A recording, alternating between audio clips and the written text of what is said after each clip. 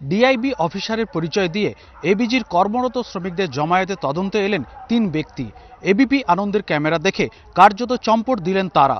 হলদিয়া লাগোয়া সুতাহাটা, এখানেই আপাতত অস্থায়ী শিবির বানিয়ে অবস্থান করছেন এবিজিতে কর্মরত প্রায় ৩৫০ শ্রমিক। তাদের সঙ্গে কথা বলতেই ক্যামেরা নিয়ে হাজির এবিপি আনন্দ। বাইরে তখন দাঁড়িয়ে একটি সাদা বোলেরো, তাতে ঝাড়খণ্ডের নাম্বার প্লেট। কার গাড়ি, কারা এসেছেন প্রশ্ন করতে শ্রমিকদের উত্তর, ডিআইবি অফিসারেরা এসেছেন কথা বলতে। কিন্তু এবিপি আনন্দের ক্যামেরা দোতলার ঘরে পৌঁছতেই নিজেদের ডিআইবি অফিসার হিসেবে দাবি করা ৩ ব্যক্তি পালিয়ে গেলেন।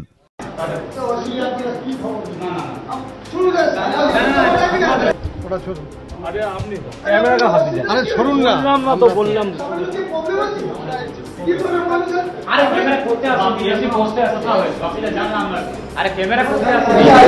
হ্যাঁ, এটা আমার সরকারি অফিস থেকে নিয়ে টানা। জেলা পুলিশের দায়িত্বপ্রাপ্ত অফিসার ডিএসপি ডিআইবি তপন পাত্রের সঙ্গে যোগাযোগ করা হলে তিনি জানান, তার দপ্তরের কোনো আধিকারিক এমন কোনো কাজে গিয়েছেন বলে তিনি জানেন না। প্রশ্ন হলো, এরা তাহলে কারা? গাড়ির চালক জানিয়েছেন এই ৩ জন হলদিয়া থেকে গাড়িটি ভাড়া করেন। প্রশ্ন, হলদিয়া ঝাড়খণ্ডের নাম্বার প্লেট লাগানো গাড়ি কেন?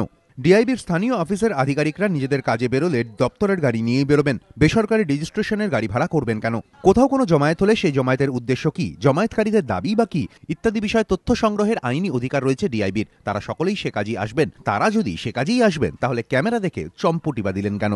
পূর্ব মেদিনীপুর জেলা ডিএসপি ডিআইবির বক্তব্য, তাদের কোনো অফিসার ওই জমায়েতে তদন্তে গেছিল কিনা তা তার জানা নেই। তিনি বিষয়টি খোঁজ নিয়ে দেখছেন। তবে প্রশ্ন উঠেছে, ডিআইবির পরিচয় দিয়ে তদন্ত এলেন কারা?